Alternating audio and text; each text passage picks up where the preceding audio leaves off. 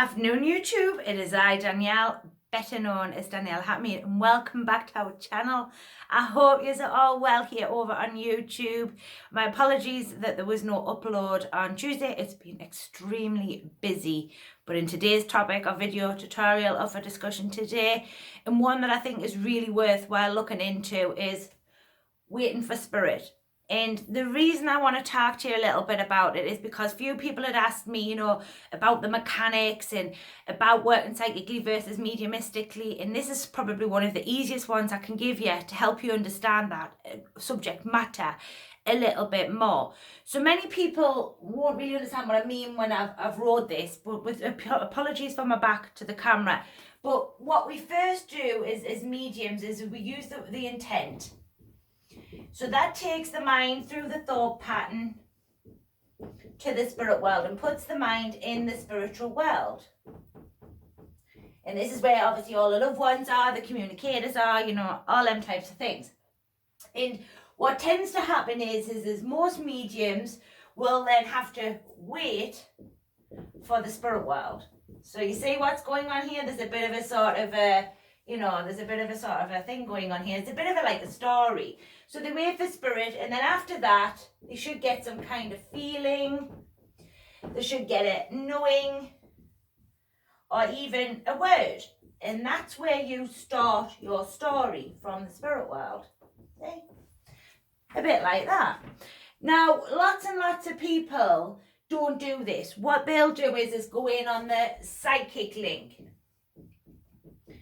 So what they do is they'll jump straight into the person's auric. So here's the loved one or the sitter. So let me just write that underneath there, sitter.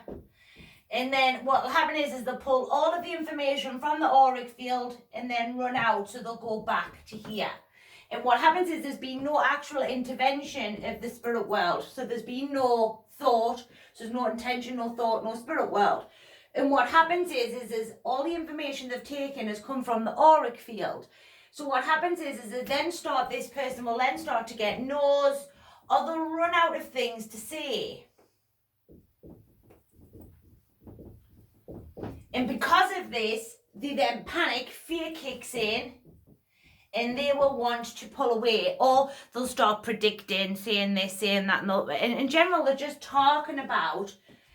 talking about you as the individual. So this here isn't really helpful for when you're working for the spirit world. And when I say waiting for spirit, it's really important when we're doing our communications that we wait for these communicators. So we wait for the loved ones.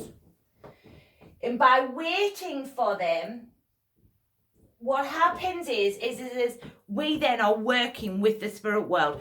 By waiting for them, we're not jumping in on this psychic link. We're waiting for them to connect. We're waiting for them to impress something upon the mind. So we're waiting for them to give you something, which is where your story will start.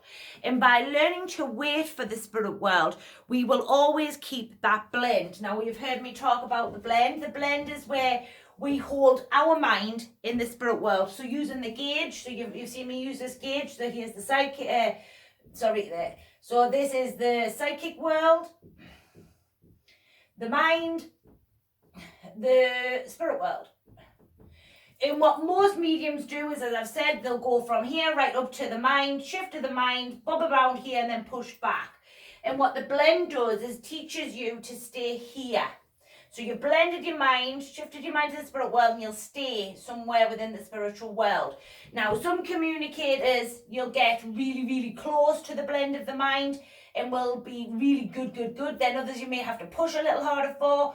Others you may have to ask them to step a little bit closer in order for you to pick up that shift. But ultimately, this is what the blend is. And by waiting for the spirit world, you're keeping your mind in the spirit world, which is what you really want. You don't want to be here, because all you're doing is, please don't take this as offense, but you're cheating. You're cheating. You're saying it's coming from the spirit world when it's not, because you've jumped straight into the auric field. And lots of mediums make this mistake when they first start out. Because they're fearful and because they're panicked, they'll do this. They'll think they've shifted the mind. They'll think they've moved, and they haven't. And what they've actually done is jump straight into the auric field. So when you're waiting for the spirit world, make sure you put your intention in the thought, so I'm off to the spirit world to get the communicator, or I'm off to the spirit world to get me guide, or whatever it may be, whatever terminology, fill in the blanks where you need to. And then wait for these, because while waiting for them, they will be, more than likely they'll already be there. They'll be ready. But what you'll need to wait for is the feeling on the mind. So you'll be waiting for the feeling, the knowing, the word, you know, whatever it may be. And lots of people won't trust that. They won't trust that. Once they've trusted the mind, that's it. You're in the spirit world, and what you feel thereafter, or what you hear thereafter, or what you're given thereafter is the spirit world, and only but the spirit world. I will give you a prime example. In one, I did a video on a couple of weeks ago, I think, about evidence taken inside the room and evidence taken outside of the room is a prime example of whether it's the spirit world or whether it's not. And it all comes down to trust. You've got to trust in these people. You've got to trust in what you're being given. You've got to be trusting in the fact that what you're being shown is right and accurate. You've just got to speak it. Because if you're not trusting in them, you're not really helping yourself in any capacity. So in this video, I wanted to talk about waiting for the spirit world, why it's so vitally important that once you've done these couple of steps, that you wait for them, because it helps with your blending, keeping your mind in the spirit world. If you're not waiting for them, you're going to end up bobbing around over here in this psychic area. As an evidential medium, that's not what you want. You want to be that evidential mediumship, which I'm sure lots of you on here are on the channel for that reason. So check this one out. Let me know where it sits and resonates with you. It's a short video today. I'm chock-a-block, folks. I got to be honest with you. Everything's just going... But, you know, I live that kind of pace of life. I don't mind it, but sometimes it's a little much. But, yeah, thanks very much for joining us. Have a great day no matter where you are in the world. Like, share, subscribe. You know how it goes. I'll see you next week on the 10th for a live Q&A. Please do join us. Bring your friends on over at the channel.